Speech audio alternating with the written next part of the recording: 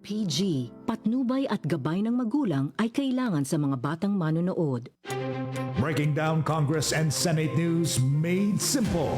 This is Session Unplugged with Daniel Manalastas and Earl Tobias.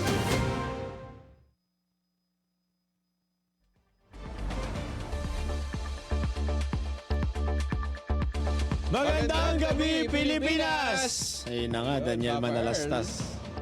Okay, Paano ba? Friday na sa wakas. Oo. Ay, At ano? first week na tayo, Papa Earl. First week out of ilan, pare? Ano ba? Ilan? 92 days, di ba? 92 trial days.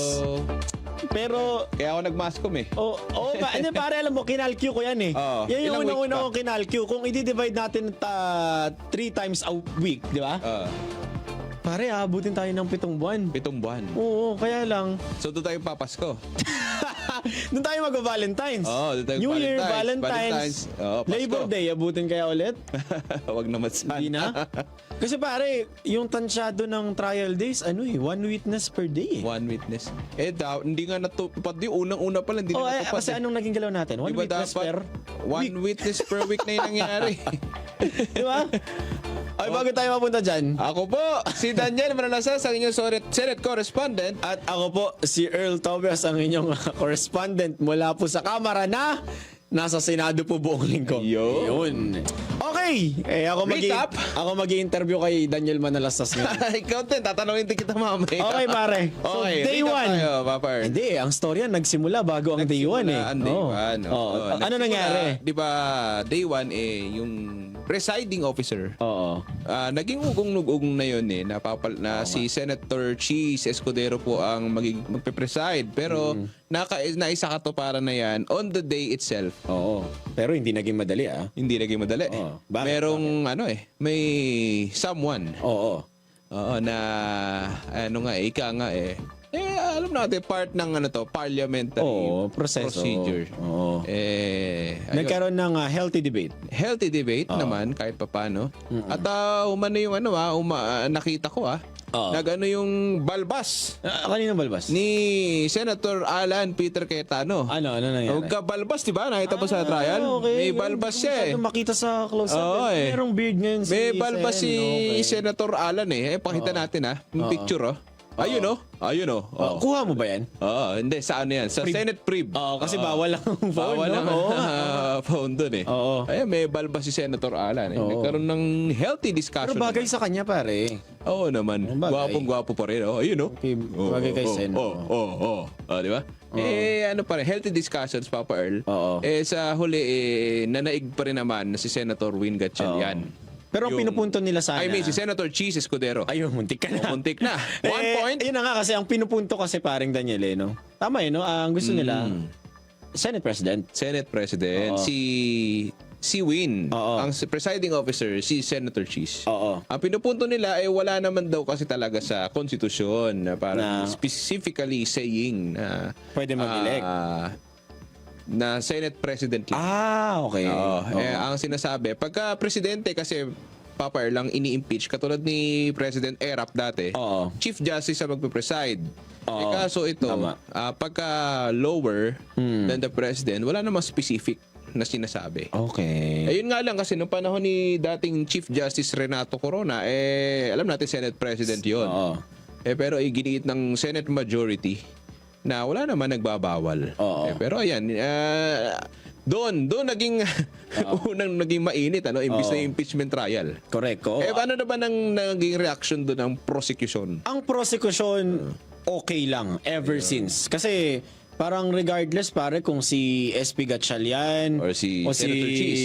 presiding officer, presiding senator judge, Cheese Escudero. Cheese Escudero. Okay lang sa kanila Alam mo, ang paulit-ulit lang nilang sagot, basta mailatag lang nila yung kaso. Ayun. Somehow pare, ito no bias taking.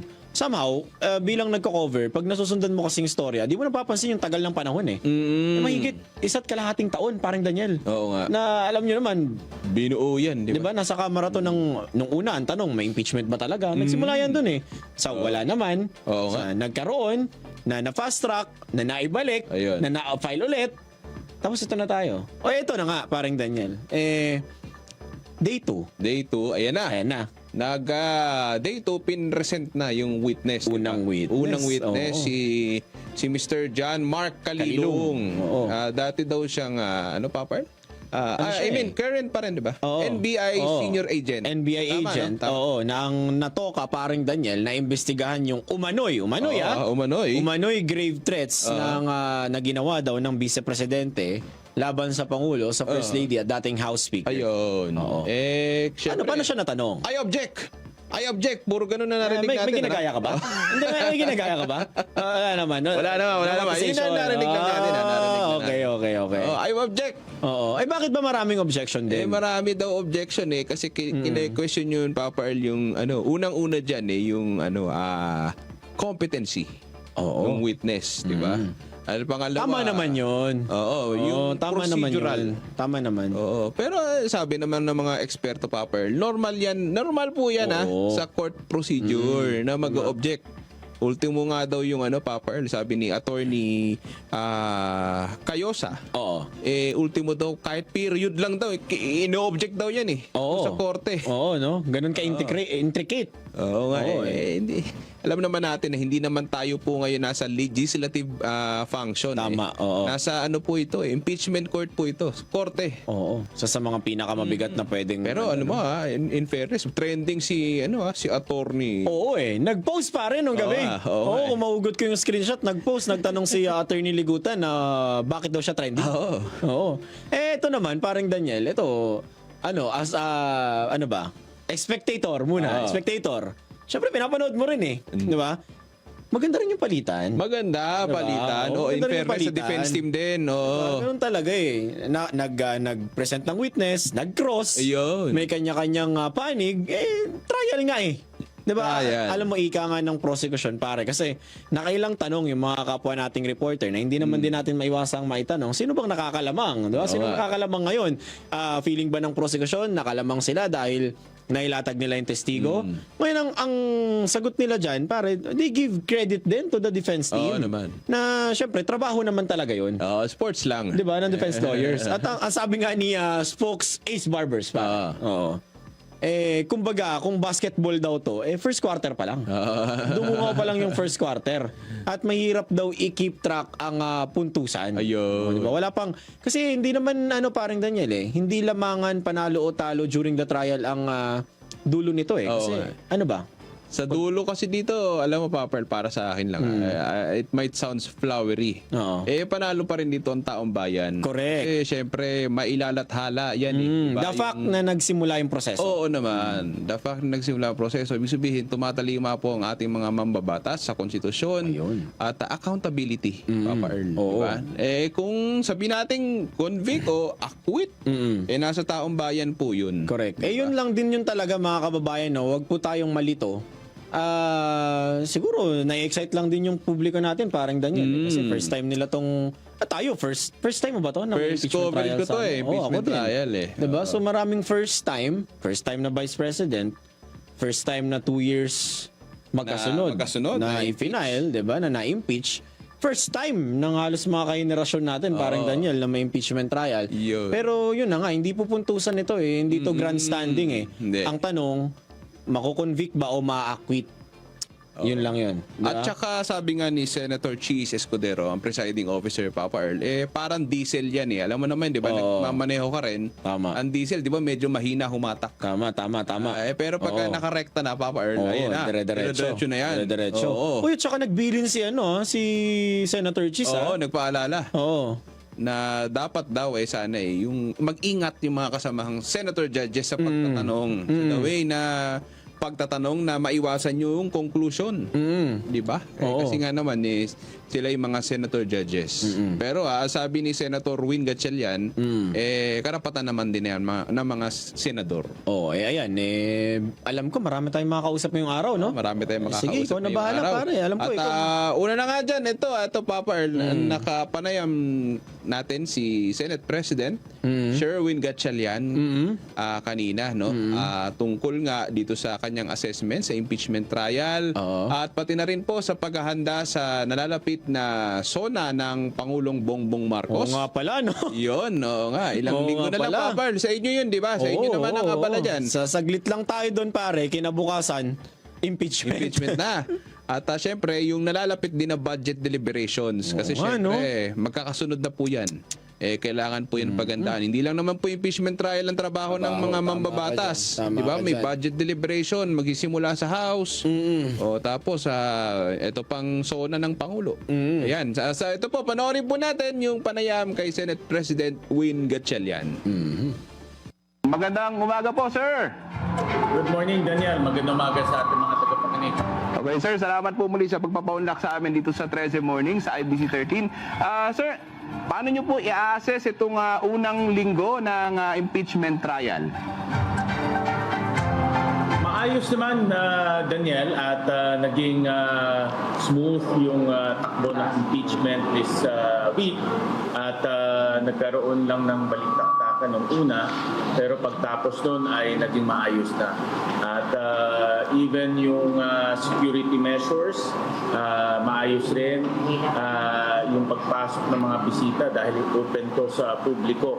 At hinihikayat namin na mag-register ang publiko sa ating website. At yun ay naging maayos rin. So overall, naging maayos ang takbo ng impeachment, orderly and safe at peaceful yung naging takbo ng impeachment. Okay, Senator, meron po mga ilang eksperto nagsasabi na masyado daw legalistic at parang masyado daw technical. Sana raw mas naiintindihan pa raw po ng taong bayan yung mga diskusyonan dito sa impeachment. Ano po yung masasabi niyo rito? Magkakaroon po kaya ng adjustment sa mga susunod po na araw? Well, Daniel, tandaan natin, unang linggo pa lang to, so maraming nag-a-adjust. Nag-a-adjust yung mga senator judges. I'm sure yung prosecution and defense nag-a-adjust rin.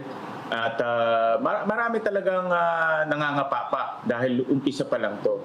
At tandaan natin, ito ay isang korte pero sui generis to. So ibig sabihin, one of its kind.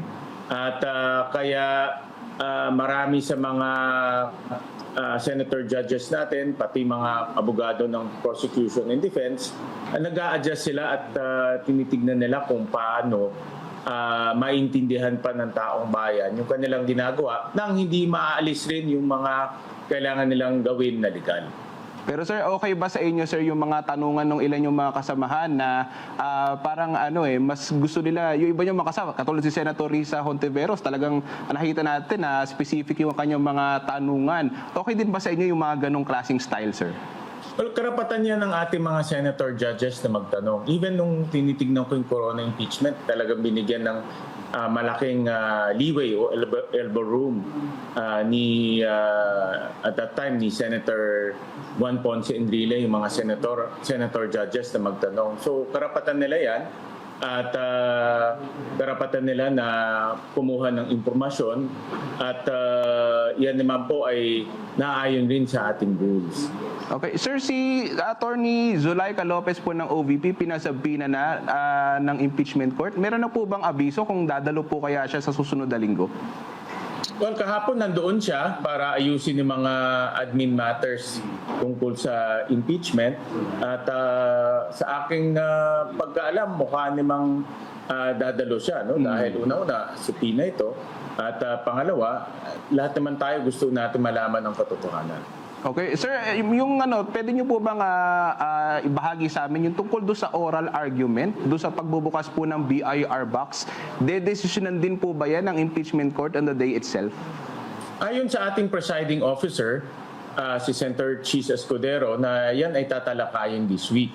So, pinasubmit niya ng memo, yung dalawang panig, yung prosecution at defense, at yung memo na yun ay tatalakayin rin this week. Ibig sabihin, maririnig natin sa dalawang panig kung ano yung kanilang argumento sa pagbubukas nitong BIR box. Okay. Sir, siguro, hindi naman siguro para i-preempt, pero ano po masabi niyo doon sa conviction threshold? Yun naman ang aking personal na posisyon nung una pa lang, no. Kung ilang beses ko rin nasabi yan dito sa iyong dito sa iyong programa, Daniel, na para sa akin ang conviction threshold ay 16. At yan rin ang naging ruling ng korte. Ang ating presiding officer rin ay nag-rule ng ganyan, wala naman tumutol at kineri yan ng impeachment court. Okay. Sir, how about naman kasi ngayon medyo hindi pa natin ramdam. Paano sir pagka nagkaroon na ng budget season sa Senado? Paano pong gagawin Yan nga. yung adjustment ng Senado rito, sir? Tama ka dyan, Daniel. Yan nga yung isa sa pinaka-komplikadong problema na pinag-usapan namin kahapon. Nagkaroon ako ng meeting sa Senado at kasama ko yung ating legislative team. At nakikita namin yung komplikasyon pag bukas ng SONA dahil unang-una, masasabay yan ang budget, masasabay sa impeachment. At alam naman natin ang budget, kailangan niya ng 2 buwan, halos araw-araw ng pagdinig o hearing.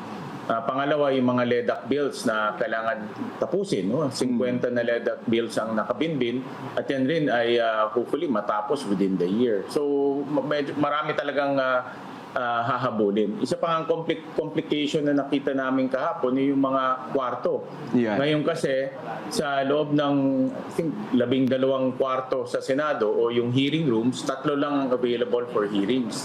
Dahil yung siyam ay ibinigay sa iba't ibang panig ng impeachment. So naghahanap nga kami ng hearing room malapit sa Senado para sabay-sabay pwedeng gawin. Pero sir, kumpiyansa naman kayo, magiging smooth sailing ang lahat kahit may budget season at meron pong impeachment at meron pang LEDAC bills na kailangan po kayong trabahuin. Pinipilit natin yan, Daniel, kaya as early as now ay nagmi-meeting na kami para sa budget at sa LEDAC bills at sa iba pang aktibidad. Nagmi-meeting rin tayo tungkol sa opening ng SONA. No? So as early as now, pinag-uusapan na namin yan para maihanda na ang Eto sir, nabanggit niyo yung SONA. Dati sir, nandun po kayo sa baba, nakaupo, na nanonood. Ngayon, nasa likod po kayo ni Presidente, nasa rostrum na rin kayo. Ano po pakiramdam at kamusta po yung paghahanda niyo sa SONA ng Pangulo, sir?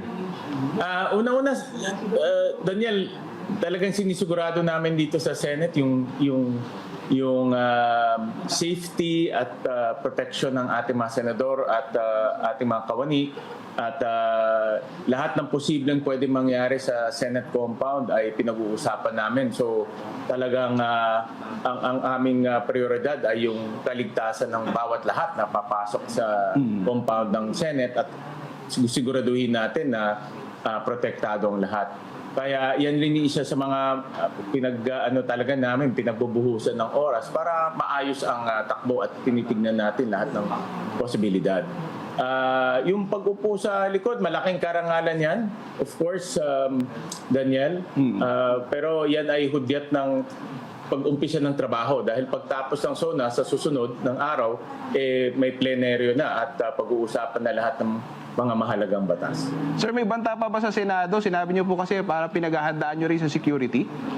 Mas bumaba na ngayon, no? Dahil every week kausap namin yung mga intelligence agencies, nagbibigay sila ng information sa atin at mas bumaba na, pero ang kanilang advice pa rin sa amin maging alisto at maging alerto dahil marami pa rin ang banta ng mga rallies at iba pang mga elemento. So hindi completely zero yung pagbabanta. Importante pa rin na maging alisto. At ang recommendation nga nila ay ituloy pa rin yung setup right now, no, para hindi tayo malalagay sa alanganin. Sir, panghuling tanong ko na lang po, ano po yung gusto nyong marinig sa SONA po ni Pangulong Marcos? Daniel, kahapon nagbabasa ako ng balita at ang malaking balita kahapon yung pag-downgrade ng ating economic growth. Ibig sabihin yung ating ekonomiya ay patuloy na bumabagal ang paglago. At pag ganyan ang nangyari, maapektuhan ang trabaho, maapektuhan ang investments o mamumuhunan dito at maapektuhan yung pagbaba ng bilang na mahihirap sa ating bansa. Dahil kung bumagal ang ating ekonomiya, babagal rin yung paglaban natin sa paglaban natin sa kahirapan at babagal rin yung pagbaba ng bilang ng mga mahirap sa ating bansa. So, para sa akin, ito yung pinakamalaking hamon na hinaharap ng ating bansa. At maganda marinig rin natin sa ating Pangulo kung paano ba i-jumpstart o paano pabilisin ulit yung ating ekonomiya dito sa mga kinakaharap natin tulad ng itong El Nino, patuloy pa rin yung gera sa Iran. Kahapon lang may bombahan ulit, may gera sa Iran. Malaking hamon pero importante rin na pabilisin yung paglago ng ating ekonomiya. Okay, maraming salamat po sa inyong oras, Senate President Win Gatchalian. Maraming salamat, Daniel. Thank you.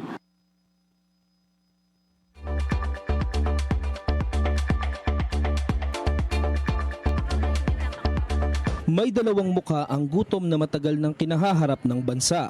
Ang gutom ng magsasakang buong araw nagtatanim pero kapos pa rin ang kita. Ang gutom ng pamilyang walang maihain. Ang ugat ng problema, maraming dinadaan ng mga middlemen ang mga ani. Nagmamahal ang pagkain pero lumiliit ang kita ng mga magsasaka habang nahihirapang makabili ang mga pamilya. Ito ang binago ni Pangulong Ferdinand Marcos Jr. Ang presidente natin napakalinaw ng instruction sa amin noon, huwag kami bibili sa mga malalaking kumpanya. Unahin ang mga farmers co-op. Lahat ng mga benepisyaryo ng walang gutom, sa farmers co-op rin tayo humahango. So sir, yung farm niya, doon na kami bumibili. Noong nakaraang linggo, dinayo ng Pangulo ang South Cotabato. Kanyang ininspeksyon ang pagsasanib puwersa ng Department of Agriculture at Department of Social Welfare and Development para tiyaking mula bukid ay diretso na ang ani sa DSWD. Na-conceptualize na ating Pangulo, mabawasan yung layers, lumaki ang kita for both the farmers and mas baba din ang gastos for the consumers. Pinakinggan din ng Pangulo ang mga pamilya. Ngayon, mas makaka kami ng 3 beses sa isang araw. Kanin na. May ulam na sir, may protein na tayo eh. Ganito, hindi na kayo nag-aalala na lalo na kayo, ang dami ninyong pinapakain. Para sa Pangulo, ang food security ay hindi lang programa, kundi pangako na ang tulong ay pangmatagalan. Ang tawag namin, hindi na farm to market. Ang tawag namin dito, farm to table.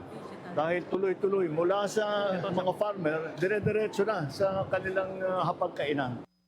Sa buong bansa, tuloy-tuloy ang trabaho. Isa-isang inaayos ang mga bagay na magpapagaan sa buhay ng mga Pilipino, tulad ng sama-samang pagkilos ng pamahalaan para sa siguradong pagkain sa bawat hapagkainan.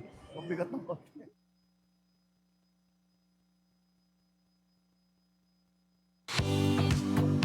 Sa bawat kwento ng pangangailangan, may pag-asa. Mula sa usaping kalusugan hanggang sa serbisyong panlipunan. Narito ang programang Handang Umalalay at Lumabay. Samahan sina Greg Gregorio at Doreen Suaybagyo sa Kapwa Ko, Sagot Ko, Lunes hanggang Biyernes, alas 9 ng umaga. Dito lang sa D1 1206 AM.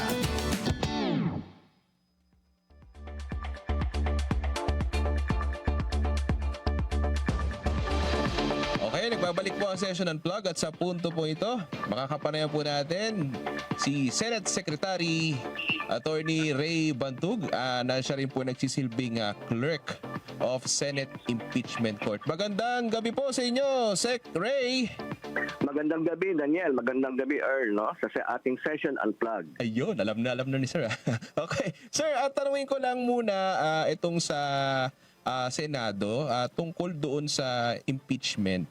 Kasi 'di ba, alam naman natin nalalapit din yung budget deliberations. Sinabi po ni Senate President Win Gatchalian, isa daw 'yung sa mga komplikadong issue na kakaharapin yun sa mga susunod na linggo. Paano pong gagawin ng Senado rito, sir, pag nagkasabay na impeachment trial at budget deliberations? Tama po yan, no? Isang napakalaking hamon din, no? Kung paano pagsasabayin ng Senado yung kanyang kailangang gampanan bilang impeachment court at yung kanyang mandato na maging legislative body naman. No? Alam naman natin sa ilang linggo na lang, 2 linggo na lang yata, ay magbubukas na yung second regular session at yan ay paninimulaan ng ating SONA ng ating Pangulo. Pagkatapos po niyan ay inaasahan natin na mabibigay na po sa Kongreso yung panukalang batas para sa budget for next year. So yan, siguro mga bandang Agosto, Setyembre, magtipik na rin yung ating mga budget hearings. No? Alam naman po natin kung gaano kalimitado ang spasyo po sa Senado. Ikaw, Daniel, no? Nakikita tayo dyan araw-araw. Sa ngayon po, nakalaan tayo ng 3 committee rooms lang, yung Recto, Laurel at Texon. No? Yan po sana yung nilalaan natin para sa legislative functions naman ng Senado. Pero alam din naman natin at may request din sana kung mabigyan daw sana ng extra room pa ang media. Alam ko naman na masikip, no? Pero yun nga, pag nagsimula na yung committee hearings, malaking challenge talaga kung paano pa makakakuha ng kakagdagang espasyo ang Senado para sa mga kasamahan natin sa media, para sa kasamahan natin sa Kamara, at sa general public na rin, no? So, yan siguro yung kailangan maayos namin next week. Tayo naman po ay may titin ng mga alternatibo, pero sa ngayon po ay wala pa akong maibigay na kasagutan. Okay. Sek, sinabi kasi ni Senate President Win sa akin kanina sa interview, posible daw sa labas ng Senado gawin yung mga hearings? Isa po yan sa tinitignan naming option kasi napakalimitado na talaga, no? Wala nang talagang spasyo na maibibigay sa Senado. Dati po ay sumubok kami sa PICC, no? Yung mga 1 o 2 taon na yata ang nakaraan, nagsagawa kami doon ng mga ilang mga 2 o 3 pandinig. Pero yun din ay malaking hamon din kasi kailangan yung staff pupunta doon na medyo mas maaga, dadalhin lahat ng files, dadalhin lahat ng equipment, no? So meron talagang kailangang asahan na pagsasakripisyo ang gagawin ng ating Senate Secretariat at Senate staff kung sakali po talagang wala nang ibang paraan kung hindi umupa ng ibang lugar para po maganap yung mga committee hearings. So, kino-consider pa lang itong PICC, sir? Tama? Opo, kasi yan po yung pinakamalapit at yan din na po yung nakasanayan na, no? But yun nga po, yung paggawa ng committee hearing sa isang lugar, ika nga would present its own challenges, no? Kasi hindi naman yan kamukha sa Senado na yung staff ay bababa na lang. No? Dito kailangan pa namin i-transport, hindi lang naman yung mga staff, kundi pati na yung mga gamit at pati na rin yung mga files. No? So, kumbaga, may mga mobilization concerns din. Sir, paano gagawin yun nun, sir? Yung budget deliberations ba baka maging umaga? Tapos yung impeachment trial sa hapon? Ganun po? Ganyan po ang mangyayari, no? Kung ipagpapatuloy po na yung ating impeachment trial ay gagawin sa hapon, ang mangyayari po yung committee hearings at pagkatapos po ng SONA, pagbubukas ng second regular session, malamang yung session ay sa umaga. No? So napakaliit din ng panahon at napakaliit din ng espasyo ng Senado para pagsabay-sabayin lahat. But sabi nga nila, yan ay isang paghamon na kailangan kayanin at sa tingin ko naman ay kakayanin naman po natin. Sir, kamusta naman yung threat sa Senado? May banta pa po ba sa Senate? Itong nakaraan linggo, parang medyo yung siguro yung threat level hindi kasi taas nung dati, although iniintay pa namin yung magiging panibagong report po ng ating Sergeant at Arms. Okay, so expect pa rin natin mahigpit ang ipapatubad po na security? Yung siguro po yung nakasanayan natin ito ng kakaan linggo, baka ganun pa din hanggang siguro sa magkaroon tayo ng assurance na medyo bumaba na at maaaring bumalik na tayo sa normal sa mga susunod na linggo. Okay. Sir, sa impeachment naman, mayroon ba kayong mga gagawing adjustment or are you satisfied sa nakalipas po na 1 linggo? Okay naman, itong nakalipas sa 1 linggo, yung ating first 3 trial days na i-house naman natin, na wala naman tayong major hitches. Of course, in terms dun sa comfort, no, ng ibang kasamahan natin, medyo masikip. Pero alam naman natin, talagang wala eh. Yun lang talaga ang espasyo ng Senado sa present building natin. Pero yan naman ay susubukan pa rin natin gawang ng paraan. Okay. Sir, klaruin ko lang po balikan ko lang yung sa issue po dun sa budget deliberations. Posible ba, sir, hypothetical, Posible bang umabot ba ng weekend nagtatrabaho ang mga senador? Huwag naman sana. Sa pag-usapan namin yan, malamang hanggang Biyernes siguro or Maximum hindi ko na pa yun. naman sasabihin na Sabado, no? Pero baka kailangan magdagdag ng isa pang araw, Isang no? araw? Yung Friday para makapagdinig yung mga committees natin sa mga panukalang batas at para na rin sa Committee on Finance na makapagsagawa ng public hearing para sa budget for next year. So Friday, posibleng may session or hearing? Ganun mangyari, sir? Baka hearing, siguro session hindi, no? Okay. Baka kung sakali talaga na yun nga, no, kung kumuha man tayo ng ibang spasyo sa ibang gusali, baka kailanganin pa rin na Friday. Sana naman hindi, no? Kasi Okay. kailangan din naman makapagpahinga ng ating staff, yung mga senador din, no? Okay. Kasi hindi rin biro na mag-session ka, hearing sa umaga at trial sa hapon, no? Medyo nakakapagod din. Okay. Sir, baka may panguling message po kayo sa mga kababayan natin sumusubaybay sa impeachment trial. Ayun po, sana po ay manatili ang inyong sampalataya sa Senado. Kami naman po sa nakikita ninyo at pinapakita naman namin na handa naman kaming gampanan ang aming mandato under our Constitution po. Okay, maraming salamat po, Attorney Ray. Magandang gabi po sa inyo. At Magandang happy gabi weekend, ulit. sir. At maraming salamat din, Daniel. Okay. Thank you so much, sir. Okay, salamat po.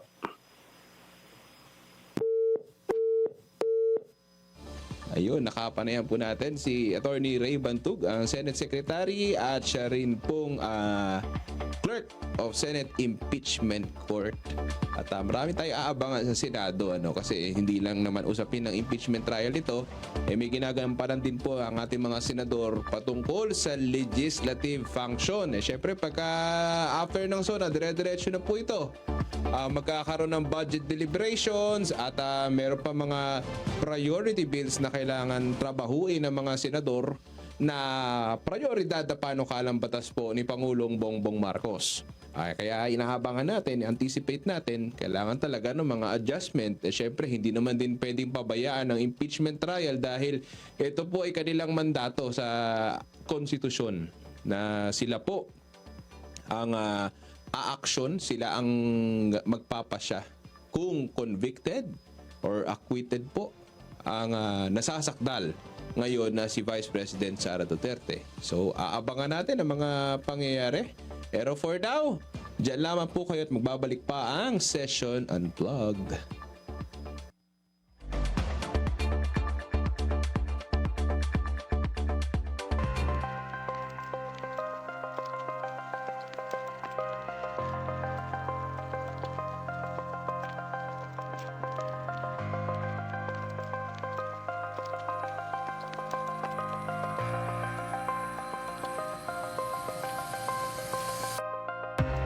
Volcano. As of tonight, around 117 million pesos in technology truly changes the world. As the digital sector further boosts, Philippines and Japan are stepping up their partnership to secure energy and push for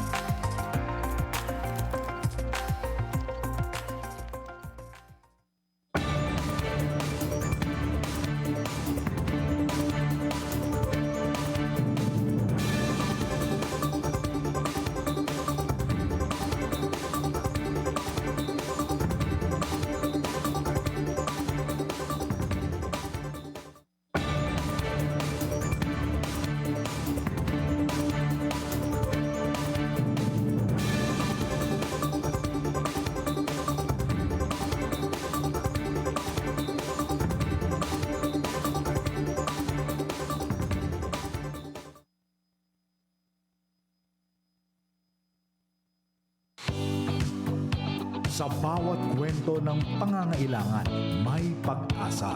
Mula sa usaping kalusugan hanggang sa serbisyong panlipunan. Narito ang programang Handang Umalalay at Lumabay. Samahan sina Greg Gregorio at Doreen Suaybagyo sa Kapwa Ko, Sagot Ko. Lunes hanggang Biyernes, alas 9 ng umaga. Dito lang sa D1 1206 AM.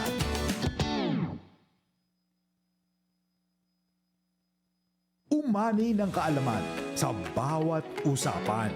Hindi lang basta tanim at ani, kundi trivia, talakayan at mga proyekto ng gobyerno para sa magsasaka at agrikultura.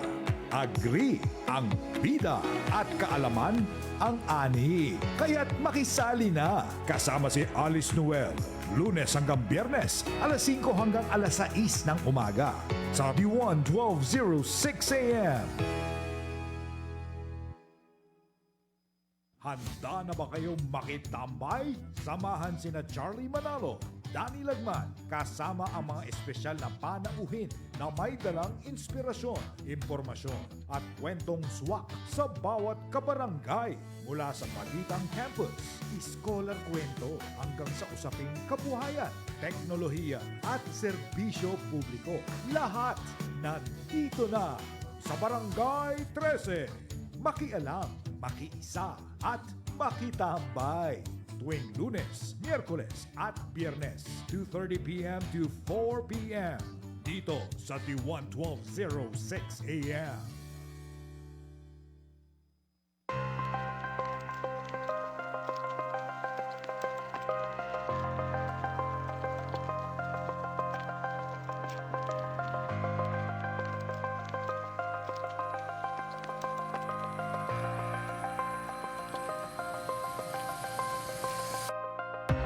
Volcano. As of tonight, around 117 million pesos in technology truly changes the world as the digital sector further boosts. Philippines and Japan are stepping up their partnership to secure energy and push for a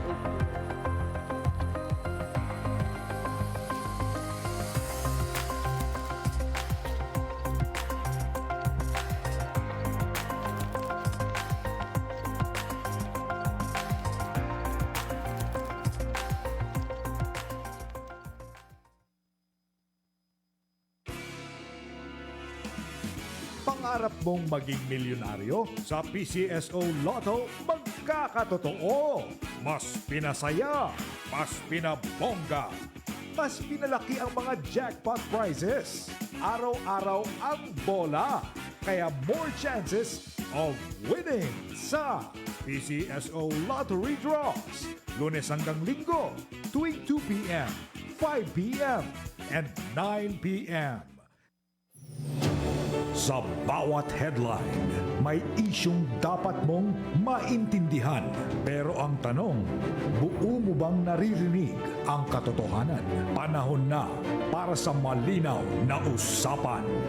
Balita, serbisyo, opinyon. Kasama si Senyor Ray Pacheco. Senyor Balita, tuwing Lunes hanggang Biyernes sa ganap na alas 4 hanggang alas 5 ng hapon. Dito lang sa D1 1206 AM.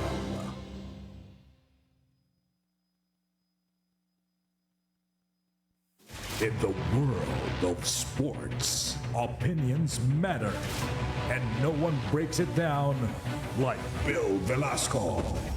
From courtside action to behind-the-scenes stories, Hardball brings you fearless analysis and real talk straight from the experts with special guests, top athletes, coaches, and insiders. You get the stories behind the game as it happens.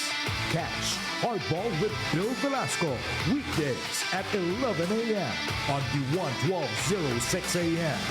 Hard hitting, no filter, just the game.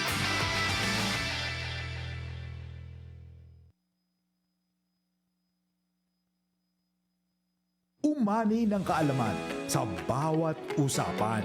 Hindi lang basta tanim at ani, kundi trivia, talakayan at mga proyekto ng gobyerno para sa magsasaka at agrikultura.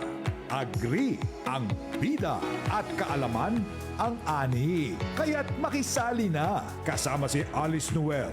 Lunes hanggang Biyernes, alas 5 hanggang alas 6 ng umaga. Sa D1 1206 AM.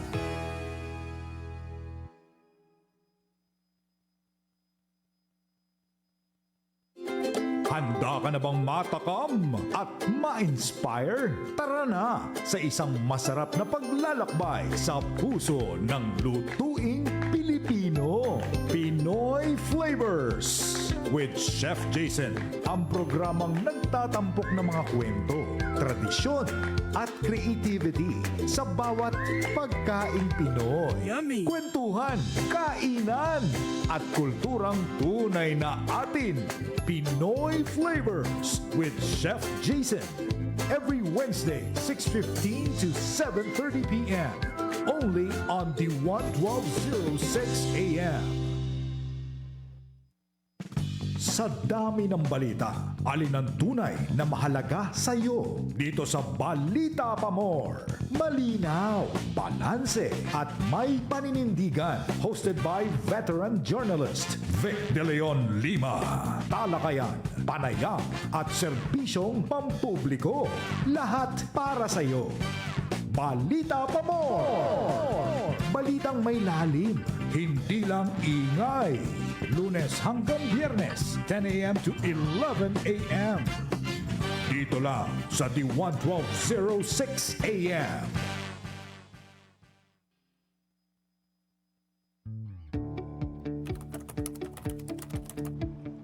Ang katotohanan para sa akin is who you are and what you are as a journalist.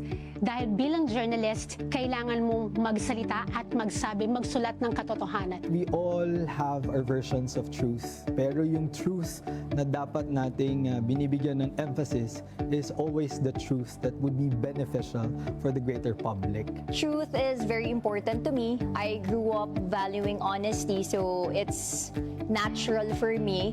And I really think na hindi ba dapat naman talaga parte ng pagkatao natin yung totoo tsaka yung pagpapakatotoo. Sa oras na tahimik na ang mundo, may tambayang gigising sa gabi mo. Kwentuhan, kantahan, tawanan, at mga kwentong may puso. Mula sa bayan, kasama ang barkada sa gabi, DJ Melody at DJ Gabby. Ito ang Melodying Gabi Bayan. Lunes hanggang Biyernes, 8:30 hanggang 9 ng gabi.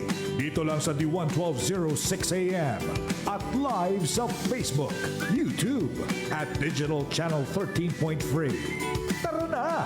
Tambay na sa gabi!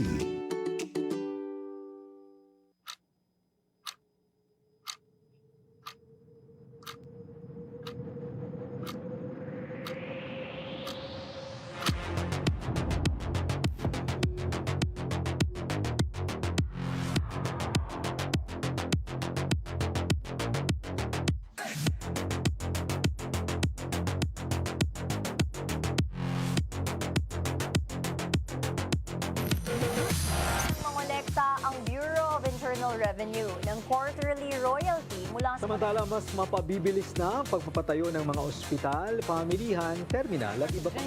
Napalakasin ang sektor ng kalusugan sa bansa. Marami na sa mga Pilipino ang...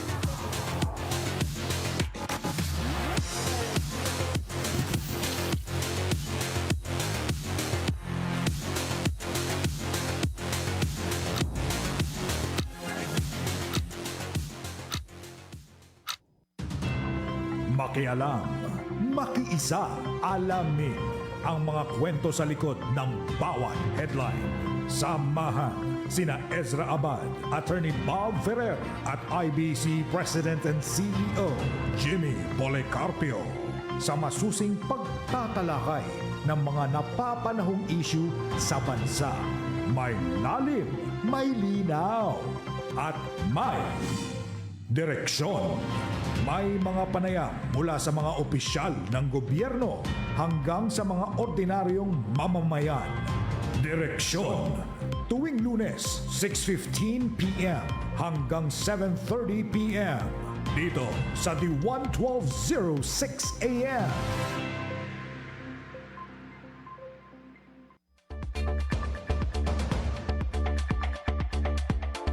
Mga session, nagbabalik po ang session unplugged. Sa punto pong ito, kasama natin sa linya ng telepono ang spokesperson po at ang impeachment advisor ng House Prosecution Panel, Representative, dating Congressman Robert Ace Barber. Sir, magandang gabi po. Welcome to Session Unplugged. Ay, magandang gabi, Earl. Magandang gabi rin po sa ating mga kababayan. Sir, thank you for your time. Unahin ko nang itanong, sir, dahil next week, pinasabpi na po ng prosecution panel itong si OVP Chief of Staff Attorney Zulaika Lopez at dalawang iba pa. Meron pa rito si Jeremy Lotok na taga-NBI, sir. Ano po bang inaasahan na malaki raw o mabigat na ebidensyang ipipresenta ng prosecution next week, sir? Ayan, tamang-tama yan. Kaya ako, ang masasabi ko lang dyan, Earl, no, maganda ang pagkakalatag ng ating witnesses at ng ating ebidensya mula sa prosecution panel. At next week will be a very exciting week kasi may mga pasabog, no? According to our lead prosecutor, public prosecutor, si Congressman Jinky, maraming mga information na maaaring magpabigat at magpalakas ng kaso ng prosecution panel. Kaya abangan natin yan. I cannot discuss, I'm sorry, I cannot discuss kung ano yung mga lalabas dahil I don't want to preempt the prosecution team from presenting the witness and the information to the people. Okay, sir, thank you. Doon sa mismong Senate Impeachment Court, sir, natanong na rin kasi si Prosecutor Ligutan, sir, no, ni Senator Judge Bam Aquino. At nakumpirma, sir, confirm to na kahit wag na lang natin pangalanan, pwede po bang kumpirmahin na meron umanong testigo ang prosecution para patunayan itong umano'y hitman ng Vice Presidente na kinontrata niya, sir? That's going to be a strategy. I'm sorry, Earl, no? Mag-iiba kasi ang tenor at tono kapag nauna ako magsalita. But what I will guarantee you is that based on our the head of the prosecution panel, matibay, malakas at may pasabog na gagawin for next week, no, among the witnesses na sinapina ng prosecution team. Okay, Spokes, we understand kasi merits of the case din yung tinatanong. Kaya lang, hindi natin mapigilan na tanungin dahil yung mga publiko natin, sir, nakaabang na rin. Dito na lang po tayo, Spokes Ace, sa BIR box. Kanina may press ko ng ilan sa prosecution members. Ang sabi po nila ay ilalaban nyo talaga itong mabuksan, mapasabina, hindi lang yung laman ng kahon, kundi pati na rin yung tax records ng mag-asawang Duterte, Carpio, sir. Pinaghahandaan na po ba ng prosecution? Kumusta po yung preparasyon para sa oral arguments para rito? Well, handang-handa ang prosecution panel, no, doon sa gagawing oral argument sa Wednesday next week, no. Dito ay papakita ng prosecution panel ang kahalagahan nitong BIR box na to na magbibigay lakas at tibay doon sa allegations tungkol doon sa unexplained wealth ng ating pangalawang Pangulo. Kaya ito ay napakahalaga, no, na mabuksan at makita, madinig at mabasa o ma-evaluate ng ating impeachment court judges, lalong-lalo na po ang ating mga kababayan. Okay, sir, hanggang doon na lang din muna yung tanong ko dahil nga hindi rin talaga natin mausisa. Dito na lang, sir, focusing sa mga na-discuss na lang dito sa first week ng impeachment trial. Kumusta po ang assessment niyo, sir? Paano po ito hinandle ng Senado? Satisfied po ba ang prosecution sa unang paglalatag nila ng kaso? Well, kitang-kita naman natin yung first day ay nagkaroon ng procedural discussion on procedural matters ng impeachment court. Nilinaw kung paano tatalakayin yung paglilitid, anong ine-expect ng bawat panig, both defense and prosecution. So, klarong-klaro na napagtibay yung kanilang pamantayan at yung kanilang rules. Yung second day at saka yung third day, ang napakahalaga para sa panig ng prosecution. Dahil nakita natin na hindi man lamang nagiba, no, ang kredibilidad ng ating witness na ipinisinta sa impeachment court. Dahil ito ay very consistent sa kanyang mga sagot. At higit sa lahat, siya ay competent. Siya ay may enough at sufficient knowledge, no, doon sa pag-authenticate nitong ebidensyang pinakita ng prosecution.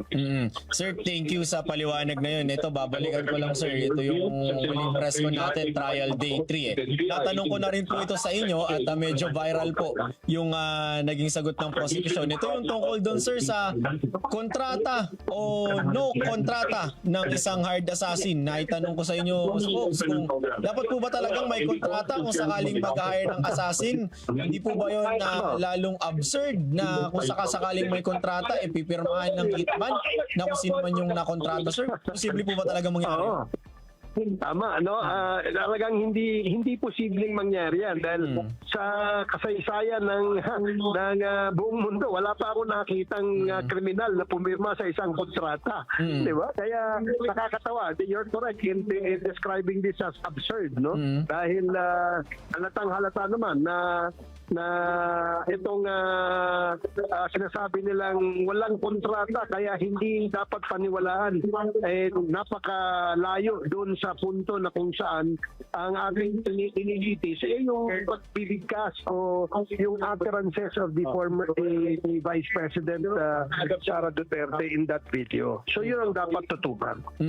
Sir, nasabi mo na rin parang pumabor pa sa prosekusyon na ipinresenta ng depensa yung the same video footage kung saan si Attorney Zulaika Lopez naman yung nakikita na nagbibigay ng kanyang mga sentimiento. Bakit po pumabor sa prosekusyon yung ginawa ng depensa? Well, una-una, natatandaan mo, Earl, ba, ito'y sinabi na at kinastify, no? Na dapat ipatawag sa trial si Zulaika Lopez dahil nung ipinresinta ito, inipresenta ito ng ating defense panel ay nagkaroon ngayon ng mas malalim na kahalagahan, no, ang presensya ni Attorney Zulaika Lopez doon sa loob ng video dahil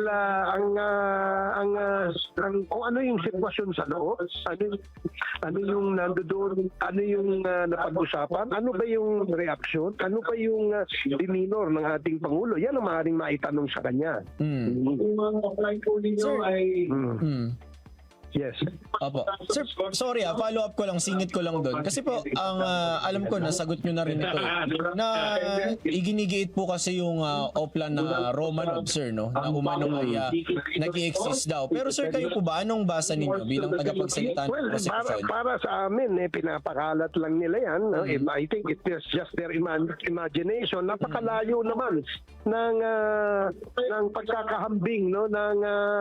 ng Romanov dito sa usapin tungkol kay Vice President Duterte or sa pamilya ng Duterte, napakalayo. So, hindi dapat pinag-uusapan yan. I think it's just a way to deflect, no? Or hindi kaya ay to divert the attention na naman at para sabihin na talagang merong pagbabanta sa kanya. Sir, to be fair with the defense, kayo na nakaupo doon at nakita ninyo yung trial, how would you assess their defense for the first week? Well, isa lang masasabi ko, I don't want to criticize them because it's probably their strategy, pero sa aking personal opinion, mas handa ang prosecution, mas preparado ang prosecution panel, at nakita naman natin na ito ay lumabas, no? Doon sa 2 araw, day 2 and day 3 ng paglilitis. Parang klaro na medyo lamang sa preparasyon ang ating prosecution team. Sir, follow up lang, no? Is there such thing as a conditional threat? Kapag po ba nagbanta, kailangan halimbawa conditional? May bearing po ba yun? Ang mabigat kasi dyan, Earl, no? Ang issue is yung totoo bang nagbanta ang pangalawang Pangulo? Totoo nagbanta siya, ito ba ay karapat-dapat gawin ng isang pangalawang Pangulo? Di ba? Kasi otherwise, kapag ito ginawa ng pangalawang Pangulo, hindi ba ito ay may violation doon sa sinasabi nating culpable violation of the Constitution? at saka yung sinasabi natin betrayal of public trust. So yun ang dapat tingnan, no? At I am certain na marami pang pwedeng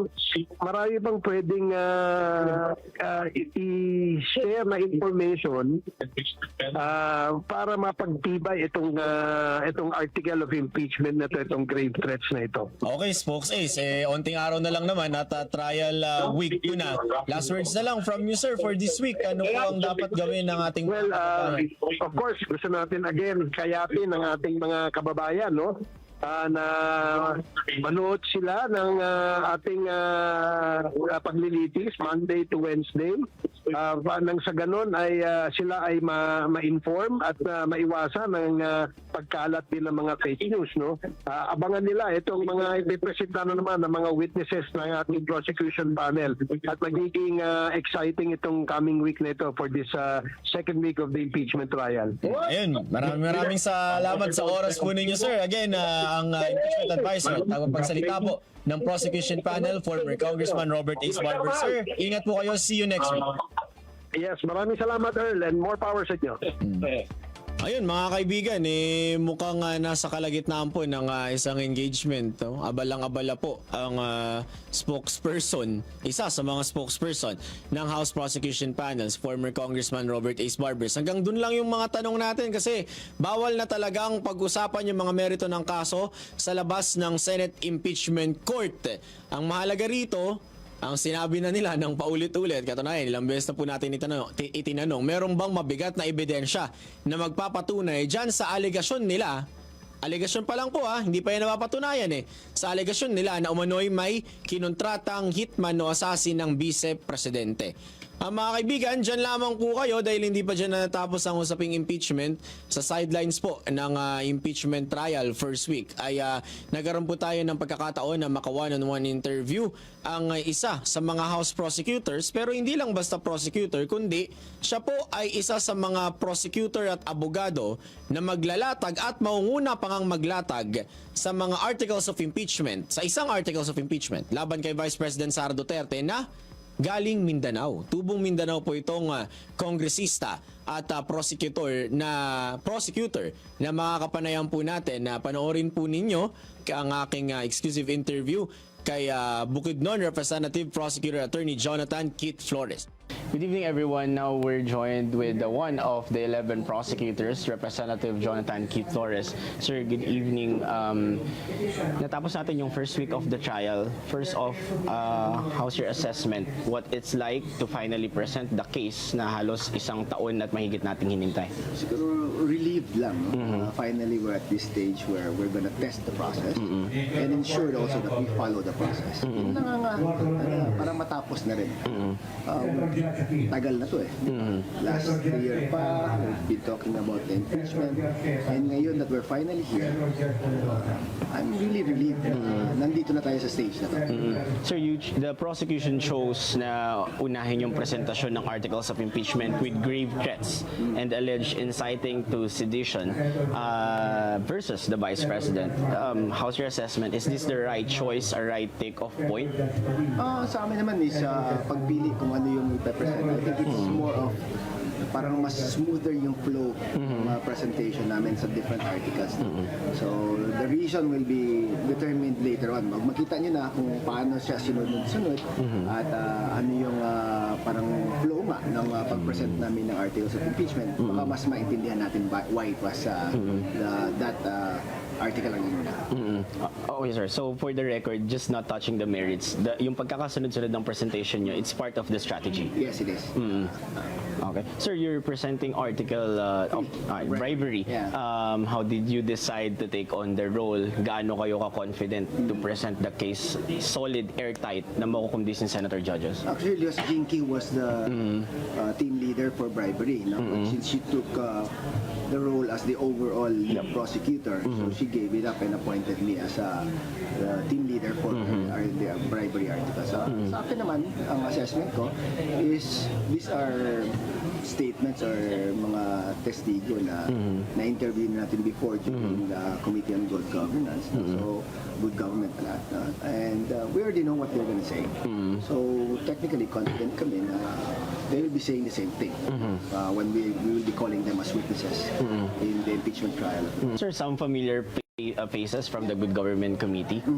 Sir, mga witnesses na with the bribery, ano ba yung pinanghugutan ng prosecution dito? Bakit ito impeachable offense versus the Vice President? Well, because bribery is an impeachable offense. So we have culpable violation, other high crimes, treason, graft, bribery, and culpable violation of the Constitution. So yung mga grounds for impeachment, and bribery is actually one of them.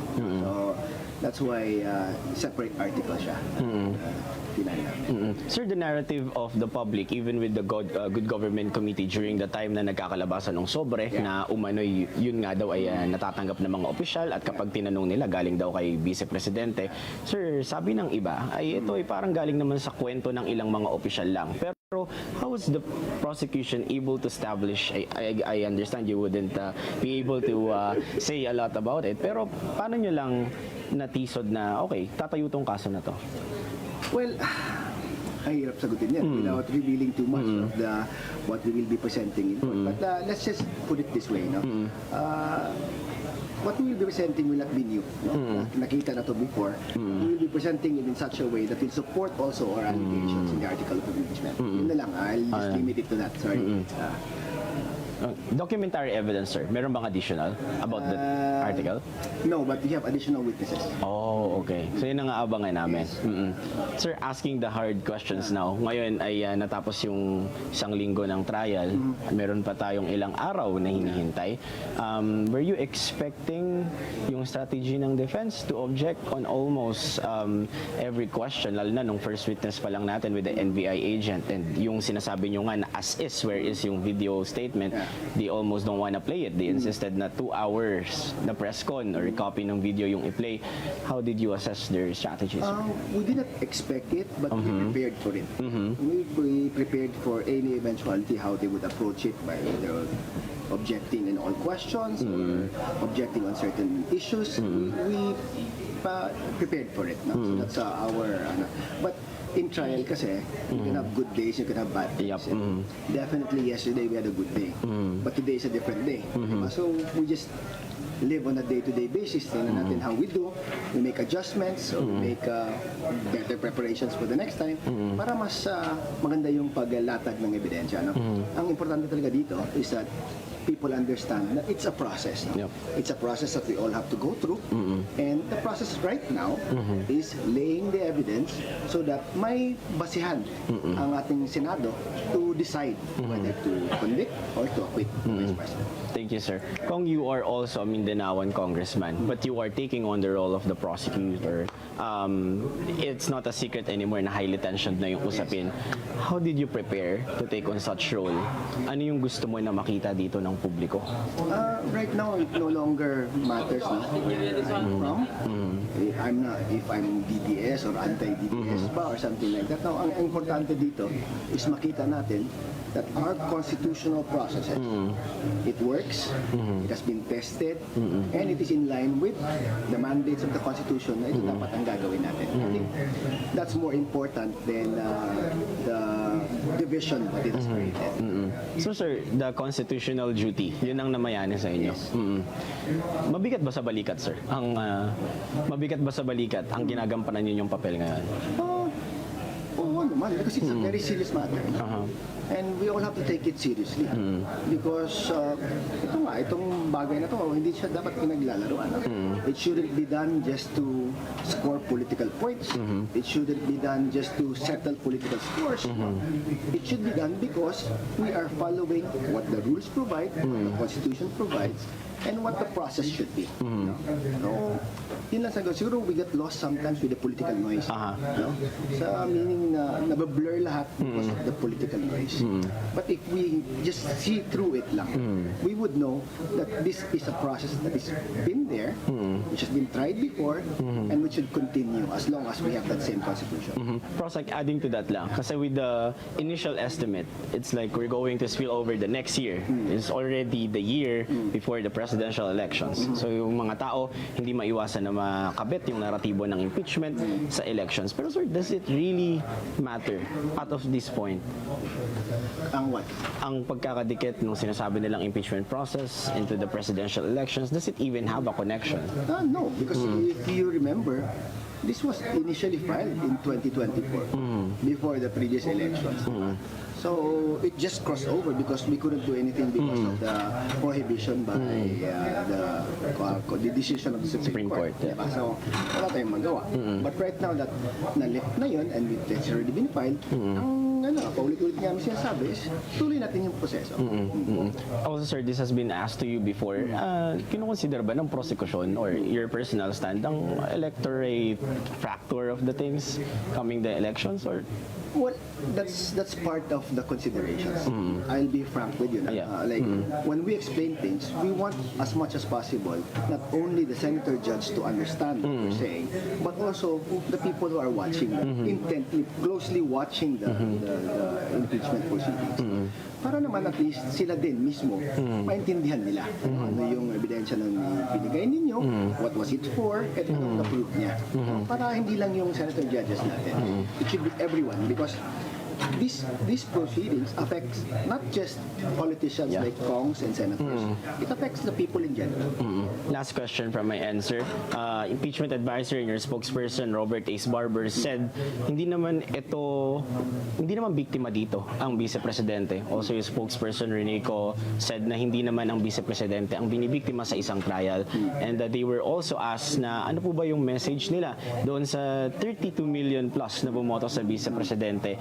They simply answered na ito ay para din naman sa mga naghalal sa vice-presidente. Do you share the same sentiment na even if you're the supporter of the vice president, the impeachment trial is also serving you to assess kung paano siya nag-perform?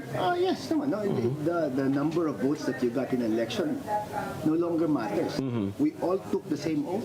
We all took the same parang promise to follow the Constitution, to obey the Constitution. And if we do not follow that, then there are consequences to it. And this is one of those things.